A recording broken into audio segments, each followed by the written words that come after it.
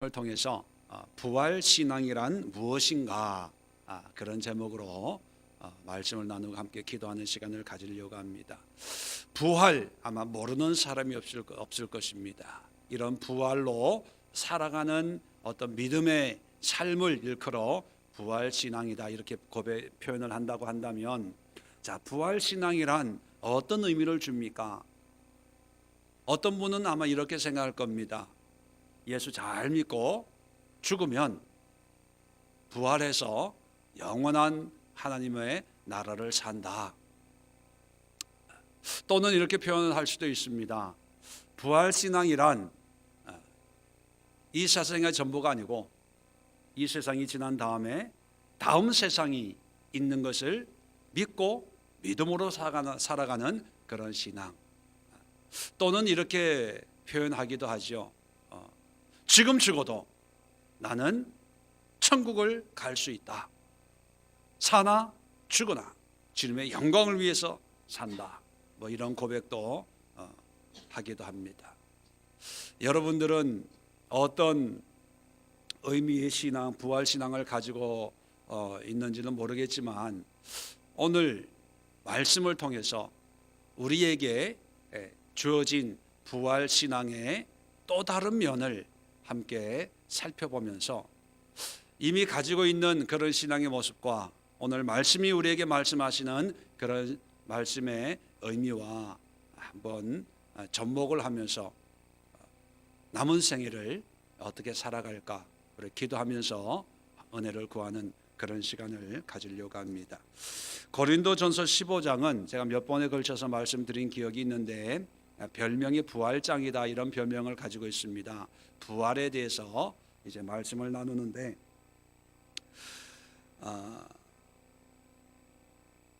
15장 3절부터 내가 받은 것을 먼저 너에게 전하였노니 이는 성경대로 그리스도께서 우리 죄를 위하여 죽으시고 장사 지낸 바 되셨다가 성경대로 사흘 만에 다시 살아나사 많은 사람에게 보이셨다 하는 이런 내용을 이야기하면서 11절에 그러므로 나나 그들이나 이같이 전파하며 너희도 이같이 믿었느니라.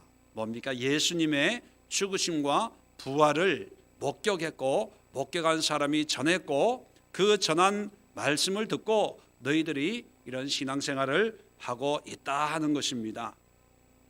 자, 그렇게 얘기하다가 12절부터는 이제 예수님의 부활처럼 믿는 자들에게도 부활이 있다 하는 것을 우리에게 얘기해 주고 있습니다. 12절에 보니까 그리스도께서 죽은 자 가운데서 다시 살아나셨다 전파되었거늘 너희 중에 어떤 사람들이 어찌 죽은 자 가운데서 부활이 없다 하느냐.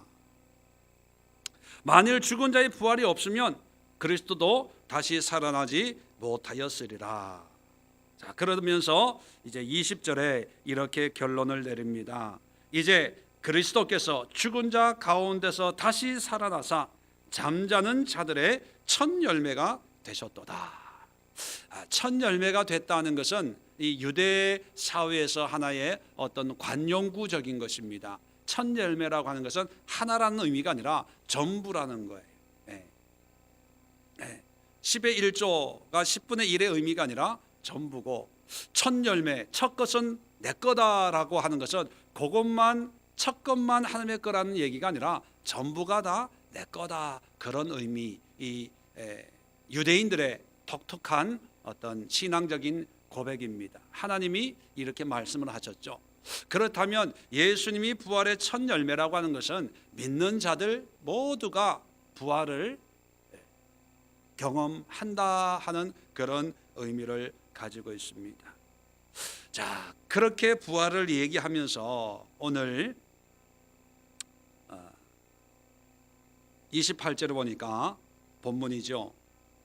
만물을 그에게 복종하게 하실 때에, 자, 갑자기 만물이라는 말이 나오고 그에게, 물론 하나님이죠, 복종하게 하실 때에는 아들 자신도, 그때 아들 자신이라고 하는 것은 예수님, 또 그때 만물을 자기에게 복종하게 하신 이에게, 누굽니까? 성부 하나님에게 복종하게 된다. 자, 갑자기 이 죽음과 부활을 얘기하다가 이제 쭉 읽어보시면 알겠지만 나중에는 만물의 복종을 이야기합니다. 자, 우리가 성경을 하나씩 개별적으로 이해하지 말고 전체적으로 이해가 필요한데요. 자, 왜 예수님이 죽음에서 부활하셔야만 될까? 그 이유가 우리는 잘 알고 있는 구약의 하나의 예법이 있죠. 짐승이 죽어서 흘린 피로 대속을 받기 때문에 어린 양으로 이 땅에 오셨기 때문에 죽으셔야 된다. 그렇게 알고 있습니다. 그래서 예수님의 보혈의 피로 우리가 구속 곧 죄사함을 얻었다. 이런 말씀이 우리에게 이루어지는 거죠. 그런데 죽으셨는데 예수님은 부활했습니다. 그런데 이 부활을 죽음의 결과라고 생각을 하기가 쉬워요. 왜? 죽었으니까, 모든 걸 이루었으니까 이제 부활해서 승천해서 하나님 보좌 우편으로 가셔야지 뭐. 그러니까 딱 자연스럽게 부활하는 것은 뭐 하나님의 뜻이 아닐까. 그래서 십자가의 죽음의 의미만으로 끝을 내고 모든 것을 이루셨기 때문에 자연스럽게 살아나신 거가 아닐까라고 생각하는데, 여러분, 살아나야만 되는 이유가 있습니다. 왜냐하면 여러분, 인간에게 가장 두려운 존재가 뭡니까? 죽음이죠. 이 죽음까지도 하나님이 다스리고 지배한다는 것을 보여주기 위해서는 십자가에 죽는 것으로 끝이 나면 안 되는 거예요. 죽는 이유가 물론 짐승의 피의 의미를 어린 양으로 오신 예수님의 어떤 상징적인 모습과 연결되지만 그걸로 끝나는 게 아니라 근본적인 것은, 만약에 십자가의 죽음으로 끝나면 예수님은 구약의 제물의 어떤 상징이에요. 그걸로 끝나는 거예요. 그런데 하나님이 성자 아들 예수님을 죽음에서 3일 만에 부활시킨 것은 그 모든 인간이 가장 두려워하는, 가장 문제시 여기는, 누구나 피할 수 없는, 세상에 어떤 것도 이길 수 없는 그 죽음의 무게를 하나님이 다스린다는 것을 보여주기 위해서는 오늘 죽었다가 오늘 살아나도 이게 또 문제가 돼요. 3일 만에라고 하는 것은 이 유대인들에게 있어서 3일은 완전한 수예요. 3일 길을 간다, 최선을 다해서 갈 수 있는. 이 3이라는 숫자는 유대인들에게 있어서 어떤 완전한 최선을 다할 수 있는 그런 의미의 3일이기 때문에, 3자의 의미이기 때문에 3일 동안 죽었다는 것은 뭐예요? 완전히 죽었다는 거죠. 살아날 가망이 전혀 없는. 그래서 예수님도 사망에 굴복하셨구나라고 누구나 인정할 수 있는 그런 기간이 3일입니다. 그런데 그 3일 지난 다음에 살아나신 것은 죽음까지도 하나님이 다스리신다는 것을 확증하기 위해서 예수님이 살아나신 거예요. 자, 그래서 28절에 보면 만물을 하나님에게 복종하게 하실 때의 만물이 뭡니까? 우리의 질병, 우리의 경제적인 문제, 우리의 관계 문제, 기타 등등 이것도 만물이고, 하늘, 땅, 우주 이것도 만물이고, 좀 더 24절 보면 그 후에는 마지막이니 그가 모든 통치, 모든 권세와 능력. 자, 모든 통치, 모든 권세, 능력이라고 하는 것은 이 세상에 있는 모든 권력도 포함이 되고, 보이지 않는 영적인 마귀 사탄의 모든 능력도 다 포함이 됩니다. 25절에 그가 모든 원수, 여기 계속해서 모든이라는 단어를 수식해서 통치, 권세, 능력, 또 원수, 사탄 마귀까지도 하나님이 지배하시는 거예요. 복종케 하시는 거예요. 자, 그렇다면 죽음을 이긴다는 것은 하나님이 죽음까지도 다스리시는 분이다 하는 것을 증명해 주기 위해서는 예수님이 다시 살아나셔야 되는 거예요. 자, 오늘 본문 계속해서 봅니다. 자, 복종케 되리니, 여기까지 이제 이해가 되시겠죠?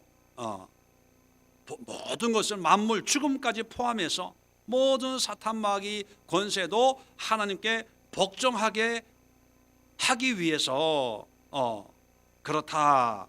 자, 왜 이렇게 복종하게 하기를 원하셨는가? 이는 이유를 설명합니다.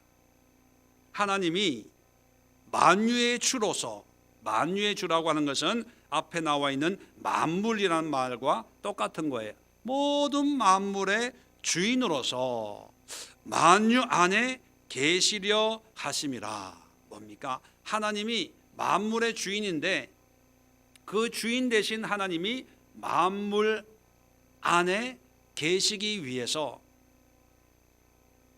부활하셨다는 거예요. 왜 부활했다고요? 아까 말씀드린 것처럼 모든 것을 다스리는 분이라는 것을 증명해 보이기 위해서. 자, 그러면 여러분, 부활신앙이라고 하는 것이 내가 죽으면 천국 간다는 게 아니에요. 내가 죽으면 나도 예수님처럼 부활해서 영원히 하나님과 산다는 그런 의미가 아니고, 예수님이 바울이 예수님의 부활을 경험했잖아요. 다메섹 도상에서.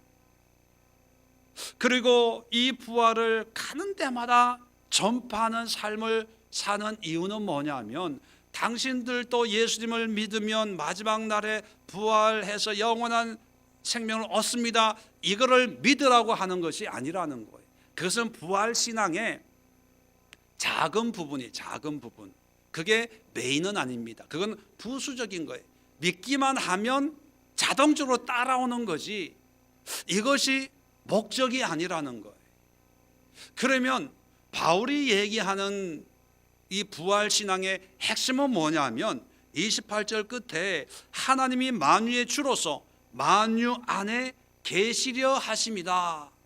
하나님이 부활하신 것은 뭐냐면, 부활하셔서 천국에 가서 하나님 보좌 우편에 앉아 계시면서 인간들을 어떻게 잘 믿나 안 믿나 지켜보고 있는 그런 예수님이 아니라, 부활함으로 해서 만물을 다스리는 사람이다. 물론 예수님이, 하나님이 사람은 아니지만 내가 만유의 주다. 모든 만물은 내 것이다.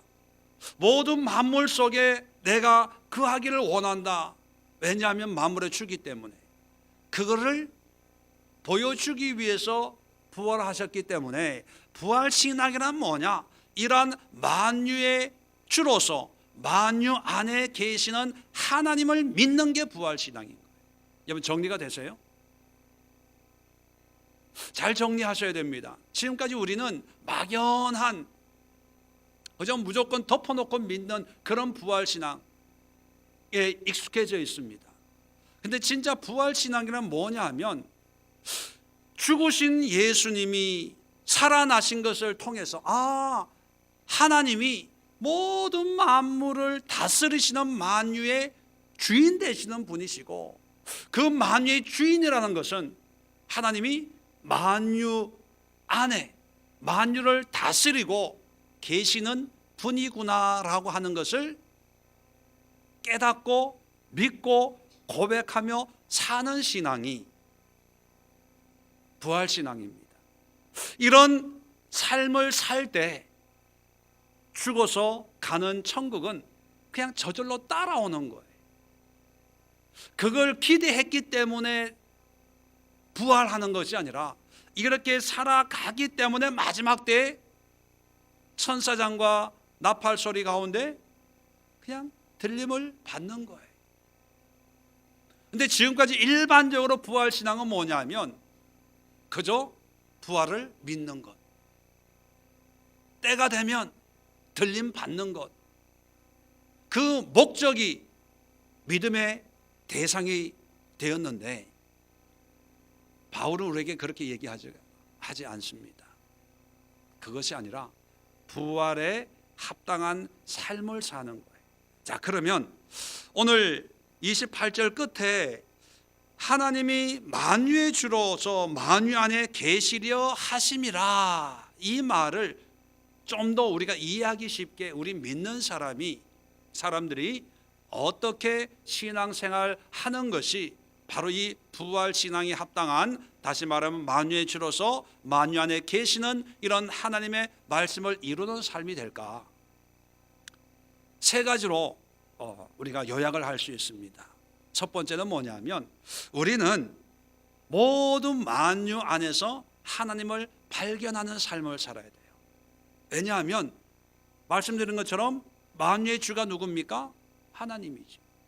자, 부활하신 것은 만유의 주가 나다라는 것을 증명해 보이는 것이고, 이 증명을 통해서 오늘 성경에 보니까 만유 안에 계시려 하심이라. 하나님의 뜻은요, 만유 안에 하나님의 존재를 드러내 보여주기를 원하세요. 왜요? 만유의 주인이니까. 그래서 우리는 모든 상황과 환경 속에서 하나님이 어떻게 역사하시고 어떤 의미를 가지고 이런 일을 보게 하고 겪게 하고, 또 하나님이 이런 일을 통해서 나에게 뭐를 말씀하시는지를 만유 속에서 찾을 수 있어야 됩니다. 어떤 사람들은 자기가 좋아하는 거에, 소위 말하는 은혜 받는 거를 통해서 하나님이 나에게 말씀하신다고 생각을 하고, 좋은 설교, 좋은 성경 공부, 또 어떤 은혜로운 그런 거를 통해서 깨닫긴 해요. 그래서 그런 데서 하나님이 말씀하신다고 생각을 하고 그런 데만 또 쫓아잖아요. 근데 여러분, 오늘 성경에 만유의 주예요. 만유의 주라고 하는 것은 그런 내가 생각하는 은혜로운 장소만 하나님이 계신 것이 아니라, 내가 싫어하는 내 가정에, 내 자녀를 통해서, 배우자를 통해서, 직장의 상사를 통해서, 시장에서, 버스 안에서, 지하철 안에서, 모두 만유 안에 계시는 하나님을 우리는 인정하고 만유를 통해서 말씀하시는 하나님을 발견할 수 있어야 됩니다. 이게 부활신앙이에요. 그런데 이렇게 얘기하면 어떤 분들은 오해합니다. 신앙적인 어떤 여러 가지 사상들이 있지만 만유 안에 계시다 하면 어떤 사람들은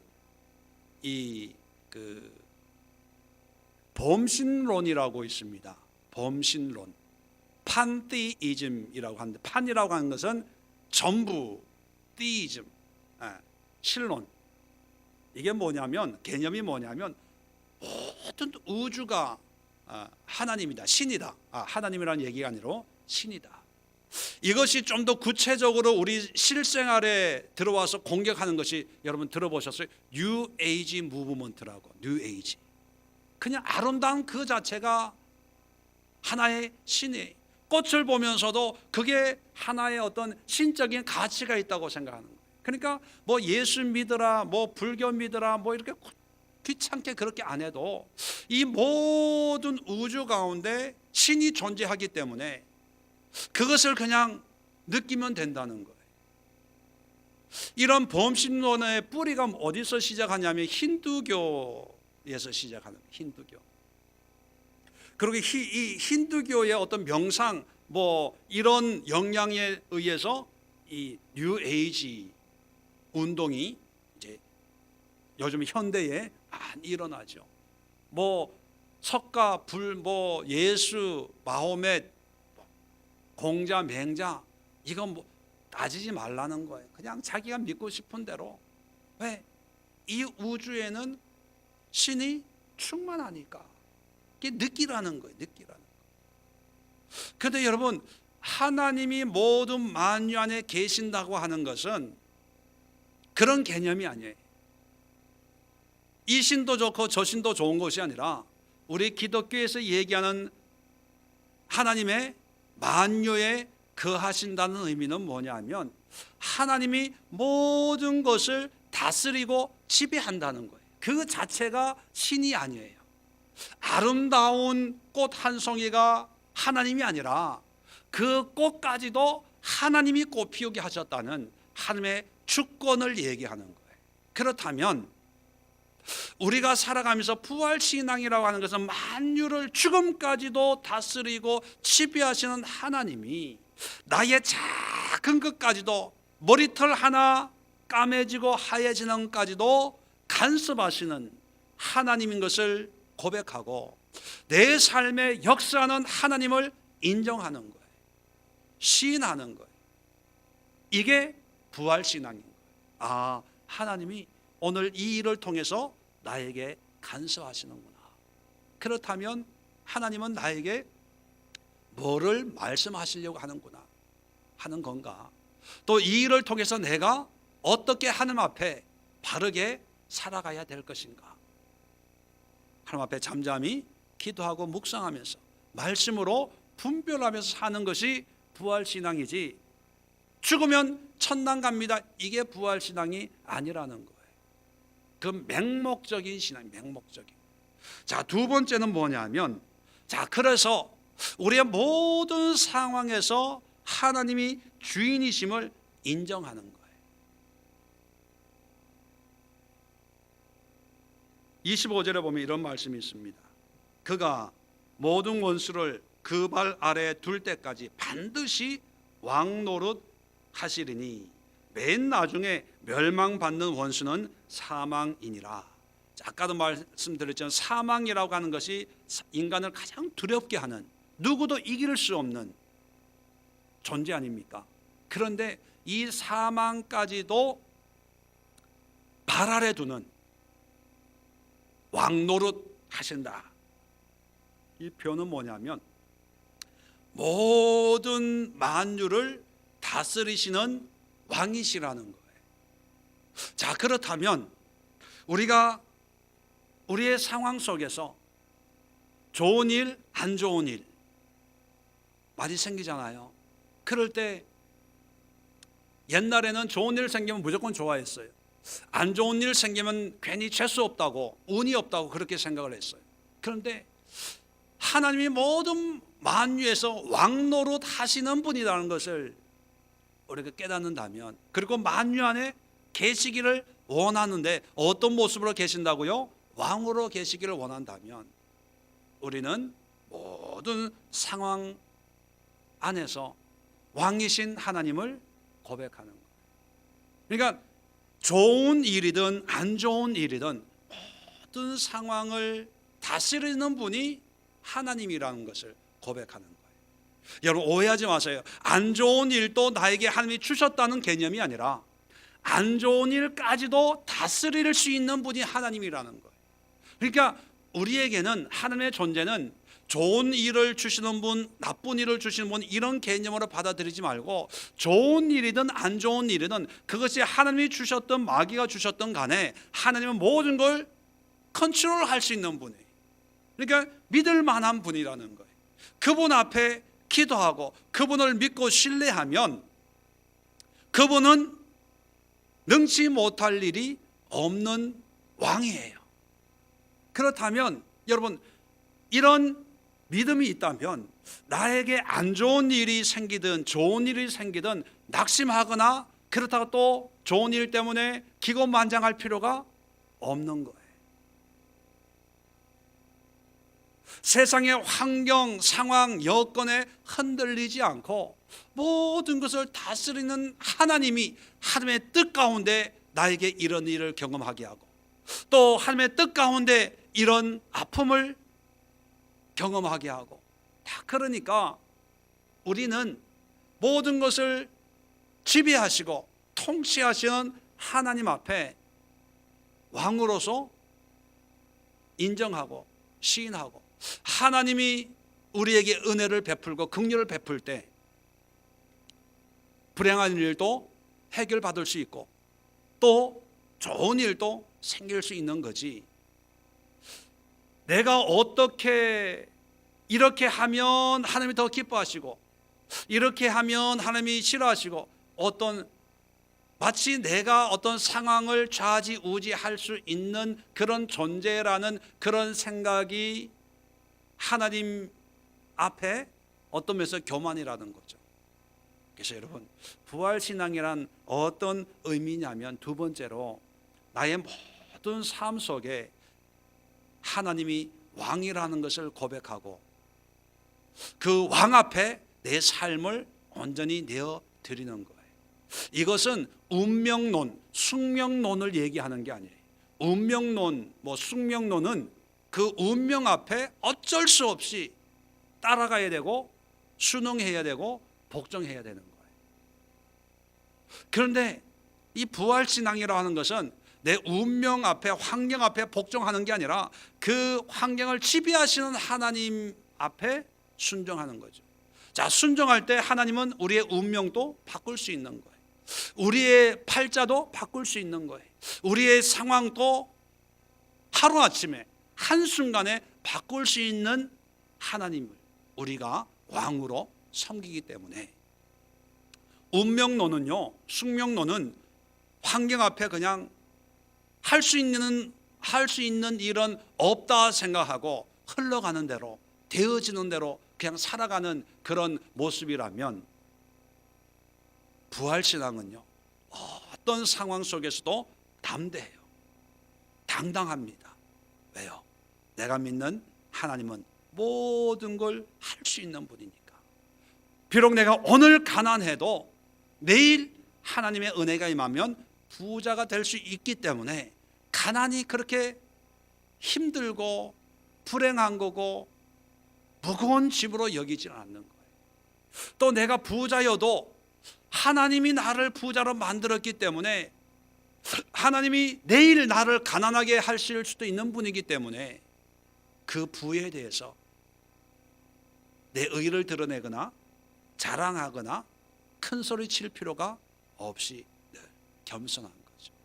그래서 이 부활신앙을 가지고 있는 사람들은요, 당당한 거예요. 죽으면 천국, 이래서 당당한 게 아니라 모든 것을 다스리는 그 하나님의 백성인 것을 확신하기에, 믿기에 당당할 수 있는 거예요.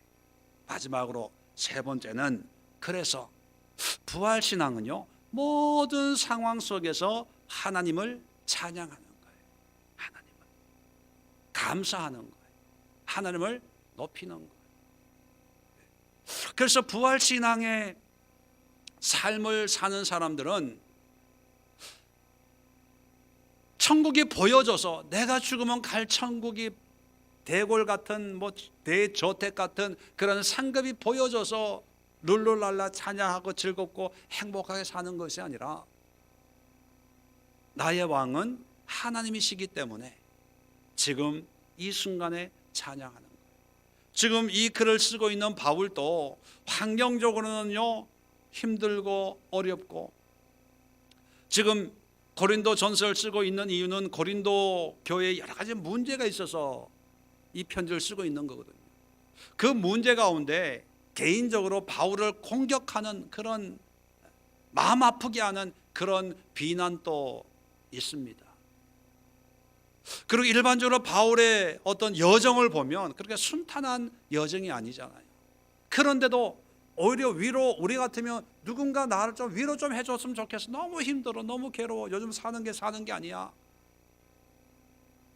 위로를 받고 싶은 그런 상황인데도 성경을 보면 바울은요, 위로받기보다 오히려 주변에 있는 사람들에게 위로를 해요.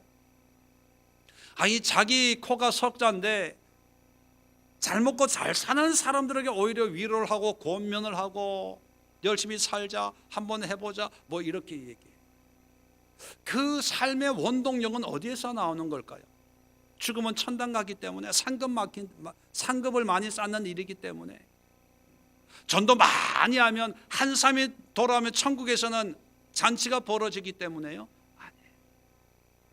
내 삶을 다스리시는 분이 하나님이기 때문에 그 하나님께 찬양하고 감사하고 기쁨과 믿음의 고백으로 살기 때문에 내 삶이 불편한 것이 불편한 게 아니고 오히려 기쁘고 감사한 것가 되기 때문에 남을 위로할 수가 있는 거예요. 남에게 줄 수가 있는 거예요. 오늘 많은 사람들이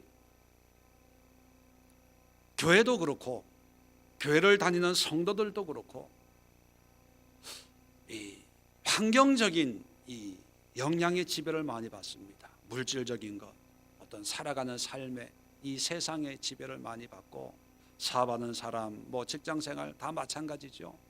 교회도 재정적으로 뭐 안 그런 교회들도 많이 있지만 여러 가지 어려움이 있지 않습니까? 자, 그런 어려움을 당하다 보니까 어떤 생각에 빠져 있냐 하면 하나님이 우리를 도와주셔야 된다고 생각합니다. 응답해 주셔야 된다고 생각하는 그런 생각이 있어요. 물론 하나님이 응답하시고 도와주고 인도하시죠.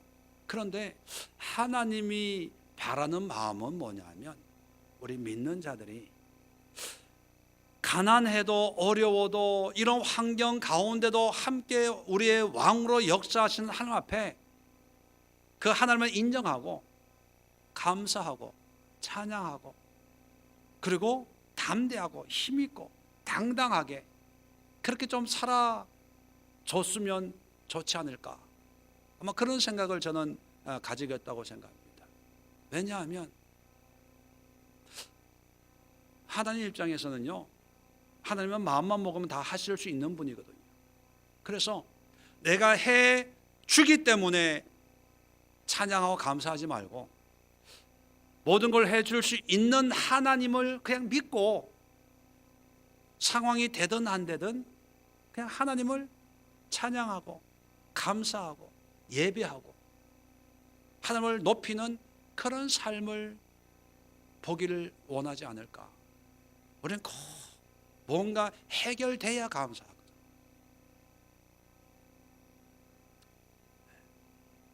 고린도 전서를 이제 마치면서 바울이 부활을 얘기하는 이유가 뭘까요? 아마 오늘날 삶보다 이 당시의 삶은 더 힘들었을 것 같아요. 신앙생활이. 지금이야 기독교가 메이저 종교에 속하지만 당시는 아직 소수 종교에 아주 이름도 없는, 그러니까 더 힘들겠죠. 어려운 환경에 있었겠죠.